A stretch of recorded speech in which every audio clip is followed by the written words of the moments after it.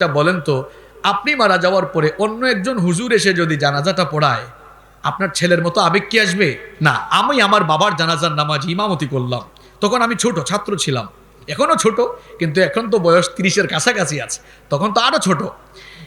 তখন আমি আলিমে পড়ি মাত্র। আমি আমার বাবার জানাজায় যখন ইমামতি করলাম, এই উদাহরণটা দিচ্ছি কি জন্য? বোঝানোর জন্য। আমি যখনই আমার বাবার জানাজায় ইমামতি করলাম, প্রত্যেকটি তাকবীর দিতে গিয়ে কলিজাটা যেন মোচড় দিয়ে উঠল, চক্ষু থেকে অজর ধারায় পানি পড়ল। আমার জায়গায় অন্য কেউ হলে সেটা হতো। মাদক যত বাড়বে, দাম্পত্য কলহ এবং নারী নির্যাতন বাড়বে। কিরকম? আমার এলাকায় ঘটনা একটা ঘটছে, বলবো। এক লোক মদ খাইয়া এমন বেতাল মাতাল হয়েছে, বাড়িতে আসলে তো সেন্সলেস হয়ে গিয়েছে, বোতল খাইয়া ফেলছে মনে হয় কয়েকটা। বাড়িতে এসে বলতেছে তার বউকে, আম্মা খাইছেন? বউ কোনটা মা কোনটা চিনে না। এখন মদ খাইয়া এসে তার বউ পিটায়, মদ খাওয়ার টাকা নাই, যৌতুকের জন্য বউ পিটায়, কয় তোর বাপের বাড়ি থেকে গিয়া টাকা। তাহলে বলেন মাদক যত, নাউজুবিল্লাহ পরে বলেন, বুঝেন আগে। তাহলে মাদক যত বাড়বে, নারী নির্যাতন বাড়বে না কমবে? মাদক যত বাড়বে, যুব সমাজ তত ধ্বংসের দিকে যাবে। এই জন্য আমরা বলতে চাই, যুবকদেরকে ধ্বংসের হাত থেকে বাঁচাবার জন্য, নারী নির্যাতন বন্ধের জন্য, সমাজকে ধ্বংস থেকে বাঁচাবার জন্য মাদক নিয়ন্ত্রণ নয়, মাদককে নির্মূল করা লাগবে। মাদক, সন্ত্রাসবাদ এবং জঙ্গিবাদ, এই তিনটি জিনিস সমাজের জন্য অভিশাপ, ঠিক কি না? এই তিনটি জিনিসকে নির্মূল করার জন্য দল মত নির্বিশেষে আমাদেরকে কাজ করা লাগবে। আল্লাহ বুঝার তৌফিক দান করুন। সন্তানকে এমন সন্তান বানান, আপনি মারা যাওয়ার পরে সন্তান যেন নামাজে মানে জানাজার নামাজটা যেন ইমামতি সে করতে পারে। এই জন্য আলেম হওয়া লাগবে না। এটা কে বলেছে আলেম হওয়া লাগবে? সে যদি নামাজ বিশুদ্ধভাবে পড়াইতে পারে, সেই হচ্ছে আপনার জানাজার নামাজের একেবারে পারফেক্ট লোক। আচ্ছা বলেন তো, আপনি মারা যাওয়ার পরে অন্য একজন হুজুর এসে যদি জানাজাটা পড়ায়, আপনার ছেলের মতো আবেগ কি আসবে? না। আমি আমার বাবার জানাজার নামাজ ইমামতি করলাম, তখন আমি ছোট ছাত্র ছিলাম, এখনো ছোট, কিন্তু এখন তো বয়স 30-এর কাছাকাছি আছে, তখন তো আরো ছোট। তখন আমি আলিমে পড়ি মাত্র। আমি আমার বাবার জানাজায় যখন ইমামতি করলাম, এই উদাহরণটা দিচ্ছি কি জন্য? বোঝানোর জন্য। আমি যখনই আমার বাবার জানাজায় ইমামতি করলাম, প্রত্যেকটি তাকবীর দিতে গিয়ে কলিজাটা যেন মোচড় দিয়ে উঠল, চক্ষু থেকে অজর ধারায় পানি পড়ল। আমার জায়গায় অন্য কেউ হলে সেটা হতো। এটা জীবনের সফলতা, এটা জীবনের সফলতা। সন্তানকে দ্বীনি শিক্ষা দিয়ে যান, এই সন্তান যেন আপনি মারা যাওয়ার পরে আপনার জন্য চোখের পানি ছেড়ে দিয়ে কাঁদে। এটা সফলতা, এটা সফলতা। তাহলে বলেছিলাম কোরআন প্রথমে আমরা সবাই কি করব? শিখব, কারণ কোরআন শিখা ফরজ করে দিয়েছেন কে?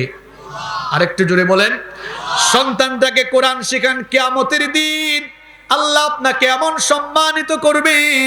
সুনানে আবু দাউদের বর্ণনা এসেছে, বলেন তো আজ যদি মাননীয় প্রধানমন্ত্রী আপনাকে ডেকে নিয়ে আপনাকে যদি একটা ক্রেশ দেন, আপনার সম্মান তখন বাড়বে না কমবে?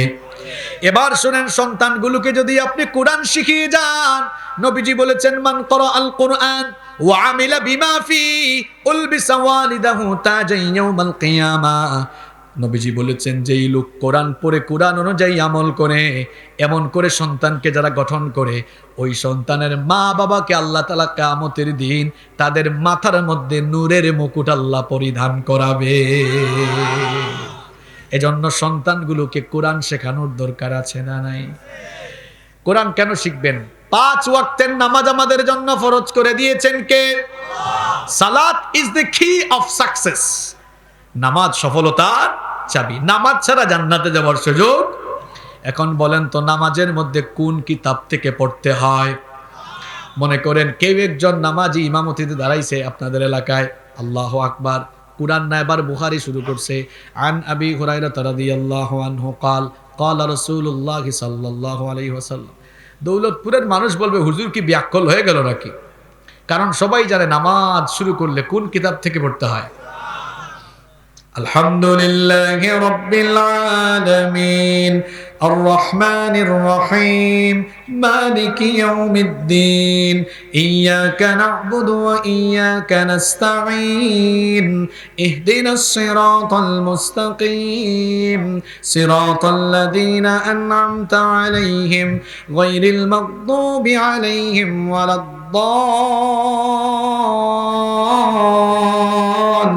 ওয়ালাদ-দাল্লিন।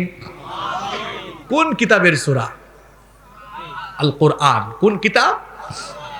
তো নামাজে কোরআন তেলাওয়াত করা লাগে।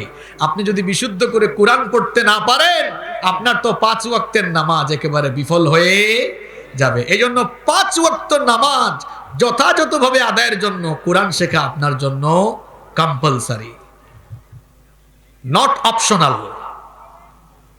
এটা হচ্ছে কম্পালসারি। পয়েন্টগুলো মনে রাখবেন। 1 নম্বর কি বললাম? কোরআন এজন্য শিখবেন। কোরআন শেখা কি? আরো জোরে বলেন। কিও পাবলিক ঘুমাইতেছেন নাকি? হ্যাঁ, ভালো করে শুনেন। 1 নম্বর কোরআন শেখা, এজন্য কোরআন শিখবেন। 2 নম্বর কেন কোরআন শিখবেন? বিশুদ্ধ নামাজ আদায়ের জন্য কোরআন শেখা বাধ্যতামূলক। নাম্বার 3 নম্বর কোরআনের প্রচারের জন্য কোরআন শিখবেন। কোরআন শুধু নিজে নিজে শিখলেই হবে না। যদি কোরআন শুধু নিজে নিজে শিখলেই হতো, তাহলে নবীজির উপর কোরআন নাজিল হওয়ার পরে নবীজি একা একা তেলাওয়াত করতেন, একা একা আমল করতেন। কিন্তু নবীজি কি একা একা তেলাওয়াত আর আমল করেছেন নাকি? না, বরং এই কোরআনের দাওয়াত মানুষকে পৌঁছে দিয়েছেন। এই জন্য আল্লাহ নবীকে বলেছেন, ইয়া আইয়ুহার রাসূলু বাল্লিগ মা উনজিলা ইলাইকা মির রাব্বিক। হে নবী, হে রাসূল, আপনার কাছে যা এসেছে আপনি তা মানুষের কাছে পৌঁছে দেন। নবী দুনিয়া থেকে চলে গেলেও নবীর উম্মত হিসাবে সেই দায়িত্ব আমাদের উপরে আছে না নাই?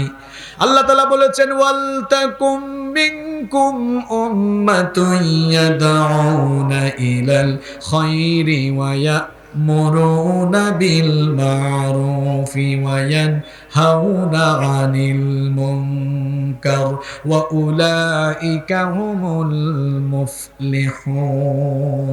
আল্লাহ তাআলা বলছেন, আর তোমাদের মধ্যে এমন কিছু লোক থাকা উচিত যারা মানুষদেরকে কল্যাণের দিকে আহ্বান করবে, সৎ কাজের আদেশ দিবে, অসৎ কাজ থেকে বারণ করবে। এগুলো করার জন্য কোরআন জানার দরকার আছে না নাই?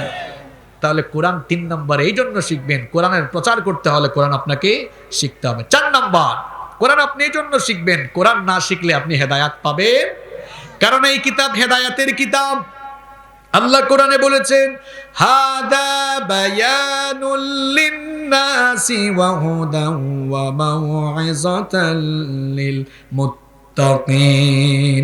কোরআনুল কারীমের 3 নম্বর সূরা, সূরা আলে ইমরানের 138 নম্বর আয়াতে আল্লাহ তাআলা বলছেন, এটা হচ্ছে মানুষের জন্য সুস্পষ্ট বর্ণনা, এটা হচ্ছে মানুষের জন্য হেদায়াত এবং উপদেশ সম্বলিত কিতাব। তাহলে কোরআনের হেদায়াত পাওয়ার জন্য আপনাকে কোরআন শিখতে হবে। নাম্বার 5 নম্বর কোরআন আপনি কেন শিখবেন? কারণ কোরআনে আপনার জীবনের সব সমস্যার সমাধান আছে না নাই? It's the problem solving methodology. সমাধান চাও যদি জীবনে মরণে, ফিরে যাও খুঁজে নাও, চোখ রাখো কোরআনে। If you want a solution in here and hereafter, go back, have a look on the holy Quran. ঠিক কি না? কোরআনে কিছু বাদ আছে? মা ফাররাতনা ফিল কিতাবি মিন শাই। আল্লাহ বলেছেন, বান্দা তোমার জন্য যা দরকার সব কোরআনে দিয়েছেন কে? এজন্য জীবনের সকল ক্ষেত্র পরিচালনা করবেন। কিভাবে আপনি নিজে চলবেন, পরিবার চালাবেন, ব্যবসা চালাবেন, অর্থনীতি চালাবেন, সমাজ চালাবেন, রাজনীতি করবেন, পররাষ্ট্রনীতি চালাবেন, কিভাবে আপনি সবকিছু করবেন।